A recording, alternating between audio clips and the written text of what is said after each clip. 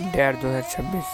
তোমার কাছে এই চিঠিটি লিখছি 2025-এর এক হারিয়ে যাওয়া মানুষ, যার হাসি আছে কিন্তু আনন্দ নেই, যার চোখে স্বপ্ন আছে কিন্তু শেষ পর্যন্ত পৌঁছানোর শক্তি নেই।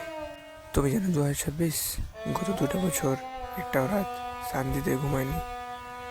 সবাই ভাবে আমি শক্ত মানুষ, কিন্তু সত্যি বলতে আমি শুধু ভাঙা জিনিসগুলো নিজের ভেতরে লুকিয়ে রাখার অভ্যাস শিখে ফেলেছি।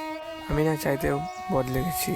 একসময় যে মানুষটা কাঁধে মাথায় রেখে কান্না করার মতো কাউকে হারিয়ে ফেলেছে, আজ সে মানুষটা কাঁদতে জানে না, চোখের জলে ওরকম লজ্জা পায় বের হতে। 2026, তুমি জানো আমার সবচেয়ে বড় ভয় কি? একদিন আমি পুরোপুরি নিজের অনুভূতি হারিয়ে ফেলবো। সবাই পাশে থাকবে কিন্তু আমি থাকবো না।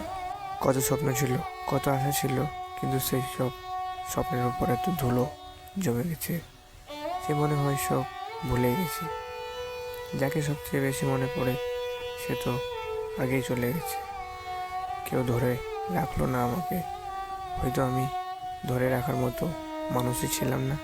ডেয়ার 2026, যদি একদিন আমি সত্যি ভালো হয়ে যাই, যদি একদিন মনটা একটু হালকা হয়, যদি একদিন সত্যিকারের কারো কাছে নিজের ভাঙা গল্প খুলে ফেলতে পারি, তবে তুমি জানবে 2025-এর এই ভাঙা মানুষটার ভেতর অল্প হলেও জীবন বেঁচে ছিল।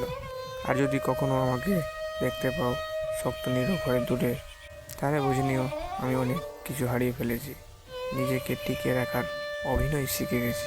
শেষে শুধু একটা কথাই বলি, অনেক মানুষ দেখে আছে কিন্তু নিজের মানুষ একজন নেই। ডেয়ার 2026, আমাকে বদলে দিও না, শুধু আমাকে একটু বাঁচার সুযোগ দিও এই বুক ফাটা কষ্টের ভেতর থেকেও। 2025-এর এক হারানো মানুষ।